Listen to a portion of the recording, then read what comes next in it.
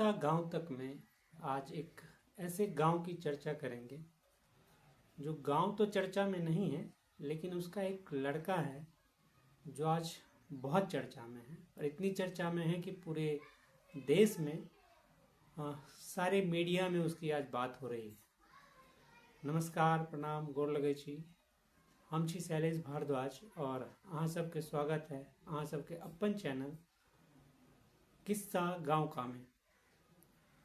तो जिस गांव का किस्सा आज मैं आपको सुनाने जा रहा हूँ वो गांव का नाम है आलची और ये पड़ता है लद्दाख, जो अब यूनियन टेरिटरी है।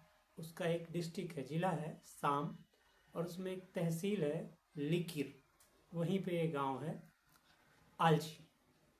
आलची गांव पर्यटन के लिए भी जाना जाता है। वहाँ पे होम स्टे है, आप जाएंगे घूमने तो आपको होम स्टे में रहने की सुविधा मिलेगी और आधुनिक सुविधाओं के साथ। लेकिन बात आज पर्यटन की नहीं हो रही है, बात हो रही है उस गांव से निकले एक लड़के की।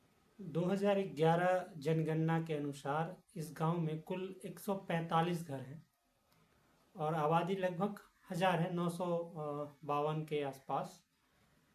उसी गांव में एक दंपत्ति रहते हैं जिनका नाम है सोनम वांग्याल और सेरिंग वांगमो।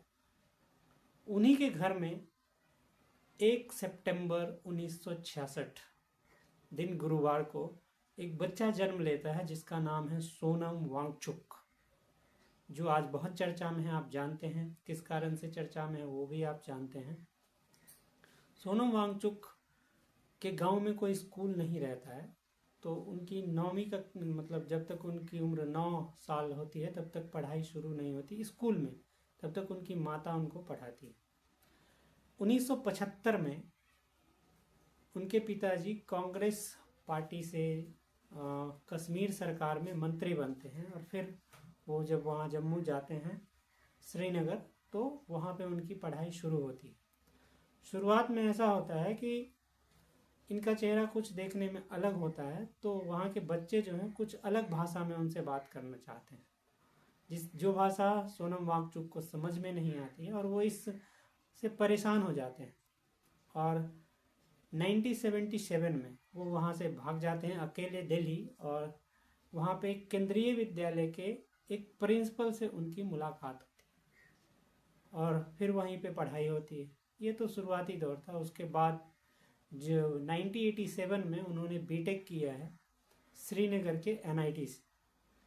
बीटेक करने के दौरान भी जो स्ट्रीम चुनने की बात होती है, उन्होंने मैकेनिकल से किया, शायद उनके पिताजी की इच्छा कुछ और से थी, तो दोनों में मतभेद हो गया। तो उनकी पढ़ाई का जो खर्च है उन्होंने स्वयं उठाया है।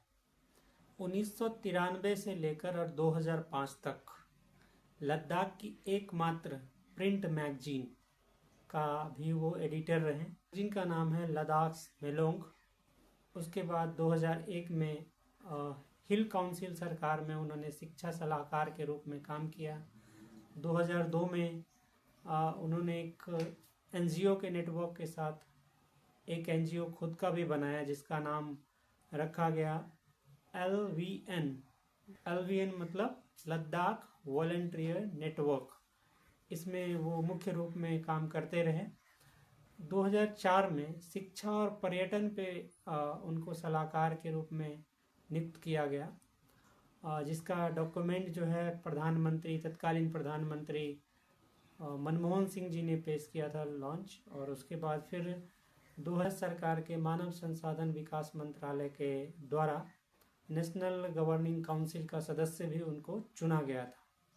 2013 में उन्होंने आइस स्तूप पे काम करना शुरू किया और 2014 में उसका ट्रायल हुआ और वो ट्रायल सफल हुआ, जिसके कारण 2016 में उन्हें रोलेक्स अवार्ड ऑफ इंटरप्राइज से सम्मानित किया गया। तो ऐसे बहुत सारे काम सोनम वांगचुक ने किए हैं, जिसके कारण उनको बहुत सारे अवार्ड भी मिले हैं। कुल मिलाकर अभी तक उनके जीवन में 15 से ज़्यादा जगहों से उनको सम्मानित किया गया, अवार्ड दिया गया है। जिसमें से कुछ अवार्ड जो मुख्य रूप से प्रसिद्ध हैं जिसमें उनका नाम आता है, उसमें है रोमन मैग्सेसे अवार्ड, ये अवार्ड बहुत सम्मानित अवार्ड है, आप लोग जानते हैं। जम्मू सरकार से, जम्मू एंड कश्मीर सरकार से उनको पर्यावरणविद के रूप में भी सम्मानित किया गया था।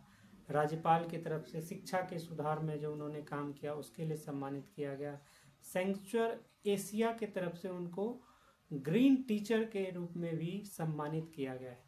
तो ये बहुत सारे अवार्ड्स उनके, इसके अलावा भी बहुत सारे अवार्ड्स, ये मुख्य रूप से जो अवार्ड थे जो मैंने आपको बताए।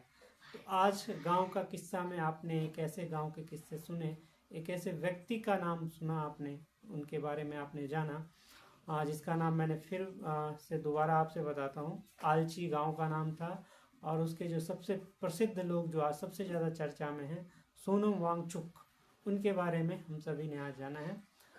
कल फिर एक नए वीडियो में हम मिलेंगे, एक गांव का ही किस्से में, गांव का किस्सा सुनाएंगे, उससे जुड़े कुछ और भी कहानियाँ।